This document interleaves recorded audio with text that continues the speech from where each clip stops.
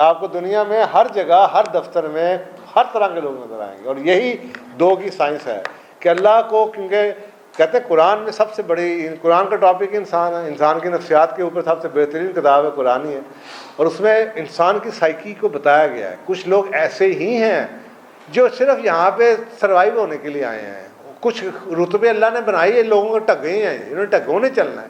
وہ کون لوگ ہیں؟ پہ چلاتے جاؤ ڈنڈے کے زور پہ, ڈرا کے بلا کے چلاتے رہو, کھینچتے رہو, گھسیٹتے رہو ان کو. جو موٹیویشن آپ خود سوچیں, انوویٹر کون ہوگا, کون سا کیریئر ہے, کون سا بزنس ہے جو شروع کے 10 سالوں میں آپ کو کسی چیز کا وعدہ کرے؟ کچھ بھی نہیں کرتے. لیکن وہ 10 سال تک وہ کیا چیز تھی جو بندے کو چلاتا رہا. وہ جو آج کی سائنسز میں جس کو آج انہوں نے نیا نام دیا گرٹ, کہ دنیا کا ہر کامیاب شخص ہے جس میں گرٹ ہے. اسے کچھ نظر نہیں آتا تھا, but there is something which kept him going for 10 years until the time came and he became success. آج اس کو گرٹ کہتے ہیں. ہم اس کو شروع میں انٹرنلی موٹیویٹڈ کہتے تھے, انٹرنسک موٹیویشن کہتے تھے. قرآن اس کو پلیجر ڈریون کہتے ہیں, کہ یہ وہ لوگ ہیں جو کہ کسی چیز کے ساتھ خوشی ملتی, کام سے خوشی مل رہی ہے. تو یہ کام سے خوشی تو میرے ہاتھ میں ہے نا, اختیار میں ہے. ریوارڈ دینا آپ کے اختیار میں ہے. دنیا تو کبھی پہلے کسی کو ریوارڈ نہیں کرتی. اگر میں سیٹ کی طرح یہ بن جاؤں کہ صبح میں بیج بوؤں اور شام کو مجھے مل جائے, تو شام تک 2 دن بعد میں وہ اچھا کام کرنا ہی چھوڑ دوں گا. لیکن میں اپنا کام کرتا رہوں, بیج پھینکتا رہوں اور پھینکتا ہی رہوں. اگر مجھے بیج پھینکنے سے مزہ آتا ہو تو کسی نہ کسی دن تو کچھ تو درخت بنیں گے. بس پھر بات ختم ہو گئی. تو اسی طریقے سے بزنس میں آپ دیکھ لیں, لوگ, میں کئی لوگوں کو جانتا ہوں, ہمارے اپنے میرے اسٹوڈنٹس ہیں جن کو میں نے کہا یار آئی ٹی کا کام ہے, بیٹھ کے ایپس کا کام شروع کر دو. تو انہوں نے ایپس بنانی شروع کر دیں, 50 60 70 ایپس بنائیں, کچھ بھی نہیں ملا, $2000 نہیں کمایا. اور پھر ایک ایپس ایسی بنی کہ مہینوں کے اندر آپ وہ $10,000 بھی کما جاتے ہیں.